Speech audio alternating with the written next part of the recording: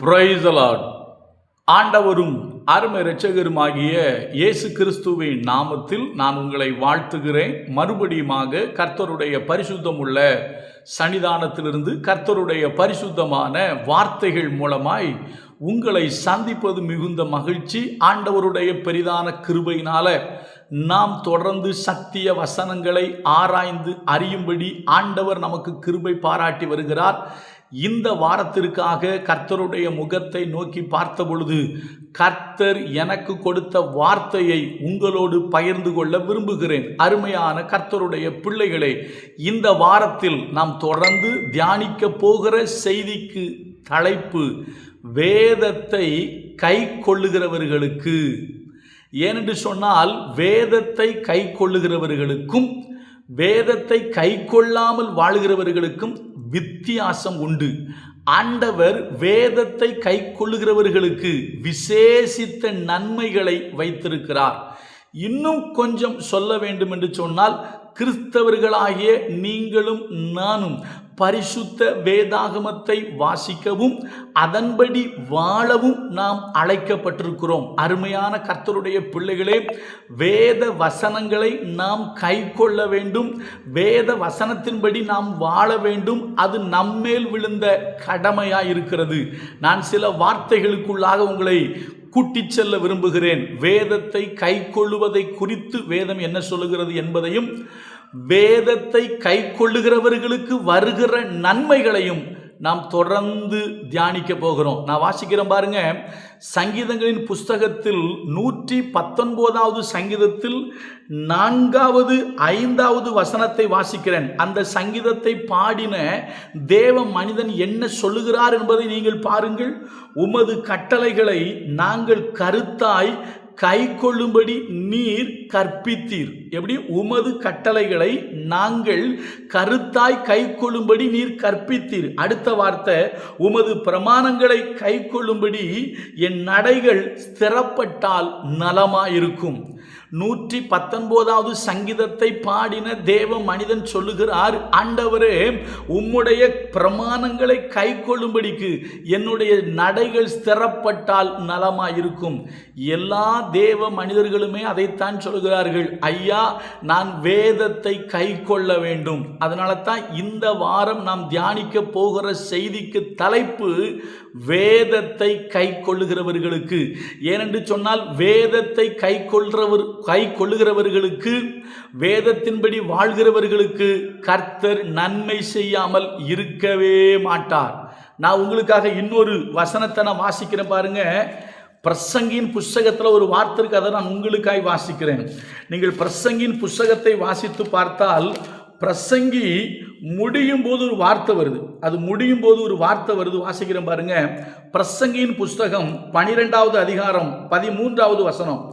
காரியத்தின் கடை தொகையை கேட்போமாக, தேவனுக்கு பயந்து அவர் கற்பனைகளை கைக்கொள். எப்படி? தேவனுக்கு பயந்து அவர் கற்பனைகளை கைக்கொள். எல்லா மனுஷர் மேலும் விழுந்த கடமை இதுவே. அப்ப எல்லா மனுஷர் மேலும் விழுந்த கடமை எது தெரியுமா? தேவனுக்கு பயந்து அவருடைய கற்பனைகளை, அவருடைய வார்த்தைகளை, அவர் நமக்கு அருளின பரிசுத்த வேதாகமத்தை நாம் கை கொள்ள வேண்டும். இன்றைக்கு நிறைய செய்திகளை கேட்கிறோம். யூடியூப்ல செய்தி வருது, வாட்ஸ்அப்பில் செய்தி வருது, ஃபேஸ்புக்கில் செய்தி வருது, இன்ஸ்டாவில் செய்தி வருது. அப்புறம் சர்ச்சுக்கு போனால் செய்தி கேட்குறோம். இன்றைக்கு கிறிஸ்தவர்களாகிய நீங்களும் நானும் அநேக தேவனுடைய வார்த்தைகளை கேட்கிறோம். ஆனால் உங்களை பார்த்தும் என்னை பார்த்தும் ஒரு கேள்வி இருக்கிறது. இத்தனை பிரசங்கத்தை கேட்கிறீர்களே, இத்தனை செய்தியை கேட்கிறீர்களே, நீங்கள் வேதத்தை கை கொள்ளுகிறீர்களா? தேவனுடைய பிரமாணத்தை நீங்கள் கை கொள்ளுகிறீர்களா? ஏன்னா எல்லா மனுஷர் மேலும் விழுந்த கடமை என்ன?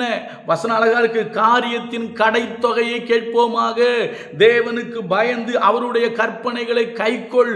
எல்லா மனுஷர் மேலும் விழுந்த கடமை இதுதான். உங்கள் மேலையும் என் மேலையும் விழுந்த கடமை இதுதான். பிரசங்கிக்கிற நான் கர்த்தருடைய வேதத்தை கை கொள்ள வேண்டும்.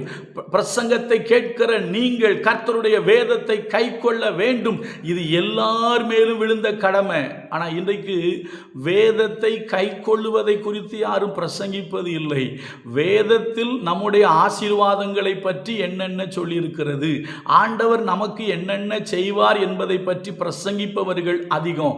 ஆனால் வேதத்தை நீங்கள் கை கொள்ள வேண்டும், இப்படி நீங்கள் வாழ வேண்டும் என்று சொல்லுகிறவர்கள் மிக மிக குறைவு. நீங்கள் வேதத்தை கை கொள்ளும் பொழுது, வேதத்தை கை கொள்ளுகிறவர்களுக்கு கர்த்தர் மிகப்பெரிய பலன்களை வைத்திருக்கிறார்.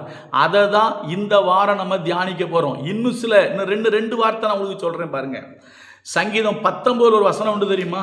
அவைகளால் உமது அடியேன் எச்சரிக்கப்படுகிறேன். வாசிக்கிற சங்கீதங்களின் புஸ்தகம் 19:11 அந்த வார்த்தையை பாருங்க. அன்றியும் அவைகளால் உமது அடியேன் எச்சரிக்கப்படுகிறேன், அவைகளை கை கொள்ளுகிறதினால் மிகுந்த பலன் உண்டு. ஐயா, பரிசுத்த வேதாகமத்தை கை கொள்ளுகிறதினால் மிகுந்த பலன் உண்டு. பிரசங்கத்தை கேட்பதினால் மாத்திரம் அல்ல, பிரசங்கத்தை பிரசங்கிப்பதினால் மாத்திரம் அல்ல, பிரசங்க வார்த்தைகளை, பரிசுத்த வேதாகமத்தை நீங்களும் நானும் கை கொள்ளும் போது மிகுந்த பலன் உண்டு.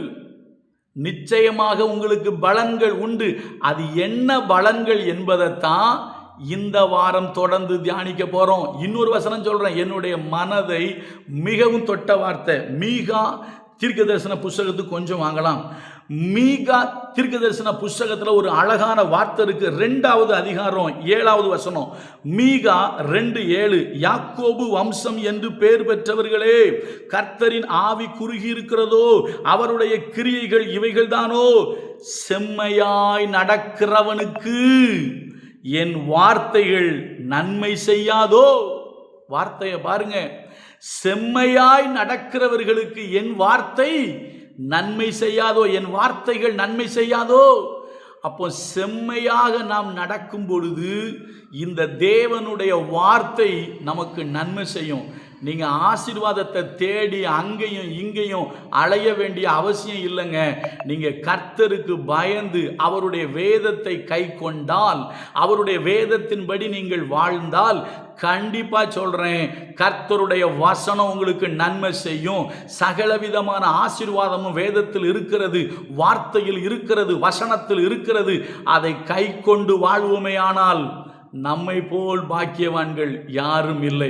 அதனால தாங்க பைபிளில் போட்டிருக்கு, வெளிப்படுத்தல் ஒரு வார்த்தை உண்டு, இந்த தீர்க்க தரிசன வசனங்களை வாசிக்கிறவர்களும் கேட்கிறவர்களும் கை கொள்ளுகிறவர்களும் பாக்கியவான்கள்.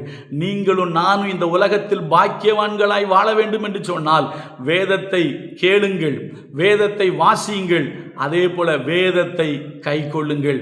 நாளை முதல் தொடர்ந்து பார்ப்போம்.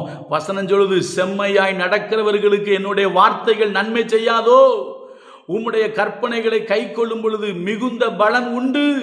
நிச்சயமாக உண்டு.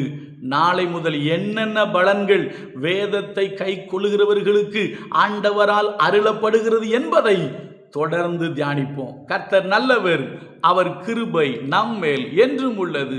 God bless you.